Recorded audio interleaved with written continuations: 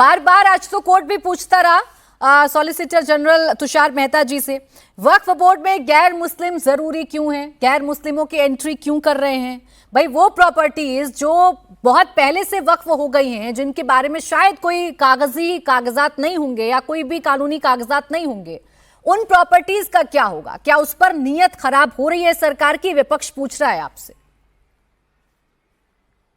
देखिए, नीयत तो खराब शुरू से रही है कांग्रेस पार्टी और ऐसी पार्टियां, और हम ये नहीं कह रहे हैं, ये तो लालू यादव स्वयं कह रहे थे पार्लियामेंट में कि वक्फ की प्रॉपर्टी को हड़प लिया। किसने हड़प लिया? बीजेपी की तो सरकार थी नहीं, वहाँ तो कांग्रेस की सरकार थी। कांग्रेस की सरकार के बारे में कह रहे थे कि जो अच्छी अच्छी प्रॉपर्टियां हैं उसको वक्फ के लोगों ने बेच दिया है। तो भाई जो आप खुद कर रहे थे, गलत काम कर रहे थे, उसको रोकने के लिए तो हम कर रहे हैं।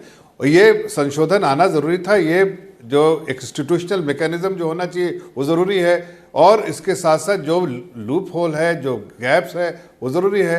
इस पूरे चीज़ का जो अल्टीमेट ऑब्जेक्टिव क्या है ये संशोधन बिल का?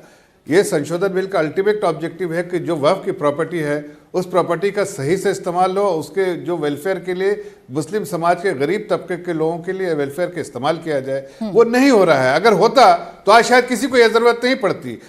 मैं पूछता हूं कि 9 लाख से ज्यादा करोड़ की संपत्तियां हैं, उसमें से ठीक है आप मजार निकाल दिए, मस्जिदें निकाल दीजिए, और आप दरगाह निकाल दीजिए, कब्रिस्तान निकाल दीजिए, उसके बाद भी 60% जमीन जो बची है वो प्रोडक्टिव असेट्स है।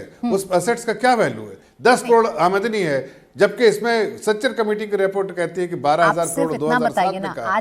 आज आपसे सीधा सवाल पूछा गया। अब जहां हम भी कई बार आपसे पूछते हैं, एक सवाल गैर मुस्लिमों की जो एंट्री हो रही है, सबसे बड़ा पॉइंट तो ये बना लिया है आपके खिलाफ कि क्या मंदिरों में आप किसी गैर हिंदू की एंट्री करा सकते हैं? मैं तो सिर्फ इतना कह रहा हूं कि देखिए, मेजॉरिटी तो मुस्लिम रहेगी, ये तो कहा आपने। सिर्फ 2 मेंबर रहेंगे हिंदू, जो भी अगर रहे तो वो भी इसलिए कि वो एक्सपर्ट्स होंगे।